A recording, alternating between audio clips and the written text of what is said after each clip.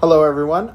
Today we're going to do another Crusade update for the 7th Hydra company of the Alpha Legion. We were only able to get one narrative Crusade game in with the 7th Hydra since last, and it was against Custodes, and we're going to briefly recap that game and then go over what happened to this 7th Hydra Alpha Legion warband. So the Alpha Legion had been able to gather dust that forms at the Elysian Gate inside the Terra solar system, also known as Siren's Ash. For those of you who have read John French's The Solar War in the Siege of Terra series, you'll know what I'm talking about. Basically, the Alpha Legion took this stuff, and they're not sure what to do with it, and the Master of Possession decided to try to weaponize it. They landed on the planet Kanar, overtook a polar outpost that did transport and resupply between the polar areas and orbital facilities, took a rocket ship, filled it with this new weaponized version of the Siren's Dust, or Siren's Ash, and then proceeded to look for the controls in order to launch this into the atmosphere and just test the results on the population. A Custodes force, led by Lord Kiro, arrived on the planet in an effort to stop it and prevent them from using these dirty bombs using Siren's Ash and developing them as a weapon that they could use across the galaxy and possibly threaten Terra. Extremely vicious fighting erupted, and initially the Alpha Legion had the upper hand, taking out a number of Custodes units, including a number of Custode units in the rocket launch control site, and a vicious battle broke out with Lord Kiro himself. Lord Kiro himself was cut down by the ambitious champion Vizar of Squad Omega, and a section of his soul was ripped out and trapped for use in a dark ritual later.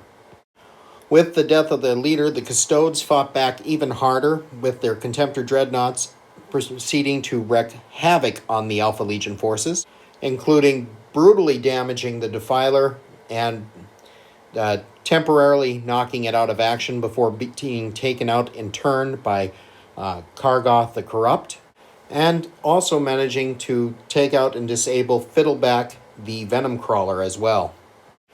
With hideous losses on both sides, the Custodes were able to just barely stop the launch of the rocket and stop the weapons experiment on the planet Kanar, thus saving billions. However, the Alpha Legion walked away with a valuable soul and a number of units receiving badly needed experience, allowing them to level up on their Black Crusade against the Imperium. Our first unit to be upgraded is the Dread Defiler. We gave it the Warp Fueled Destruction trait out of the Chaos book, and what that does, it allows me to activate the Blasphemous Machines stratagem for 0 CP, and that stratagem allows me to take this model, and if it has a wounds characteristic of 10 or more, which it does, until the start of my next command phase, that model is considered to have its full wounds remaining for the purposes of determining what characteristics on its profile to use. And so that's a fairly good one because people tend to target the Defiler early. They don't want it getting into hand-to-hand, and they also don't really appreciate it shooting at them. So that's the first upgrade. Next up, we have Kargoth the Corrupt. After his performance, he gained a battle honor. However, instead of taking a trait, we decided to give him a Crusade relic. And we gave him the Burning Skull, or as it's going to be known in this Crusade, the Burning Skull of Sekhmet, because he took the skull from one of the Custode jetpike warriors that he managed to take out. So the Burning Skull is found in Vigilus Alone, Warzone Nakmed, and what it is it is a Burning Skull, which has the following profile. It's a pistol 1, 12-inch range, strength 5, AP -2, 3 damage. And anytime an attack is made with this weapon, if a hit is scored, draw a straight line between the closest point of this model base and that of the closest model in the target unit. Make 1 wound roll against the target unit and 1 wound roll against each other unit in that this line passes over. And it's described basically, he holds up that burning skull that you see in his hand, and the flames come flying out, psychically attuned flames. And that is pretty much why I decided to give him that instead of a warlord trait. It seemed to fit him better. And that's it for his upgrades. The next upgraded unit is the Venom Crawler known as Fiddleback. We gave that one a Living Hull upgrade. So it now has 2 additional wounds are added to its wound characteristic. The next unit to be upgraded is Squad Salonius. Now they were already veteran insurgents. However, they now have the Infiltration Specialist added to them, which allows them to use the Infiltrate and Nascent Infiltration stratagems for 0 CP. So that will allow them to pop up all over the battlefield as needed. The next unit is Squad Omega to gain a battle honor. Now, I could have given them a battle honor that benefited the whole squad.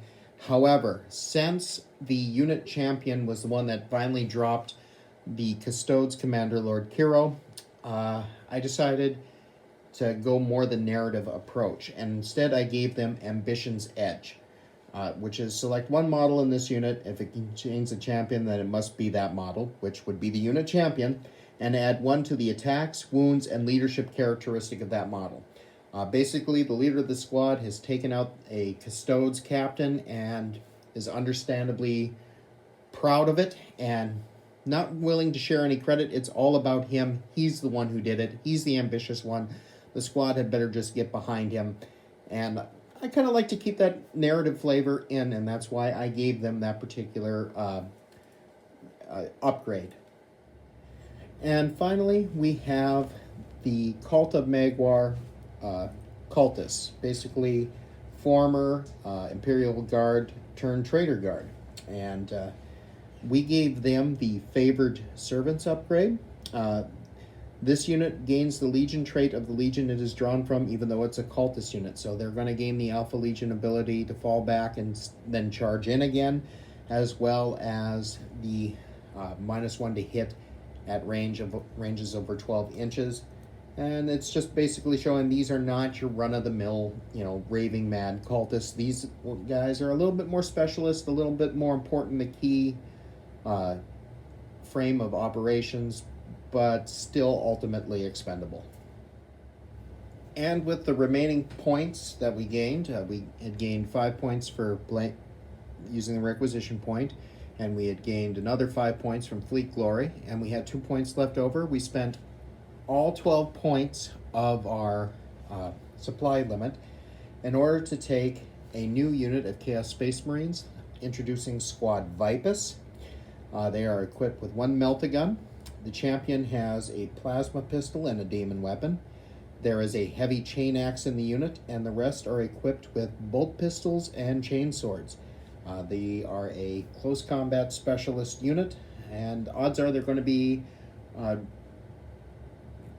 coming to battle with the Rhino that we took last time round. So they're probably going to be playing, when we play them, we're probably going to have them placed in there.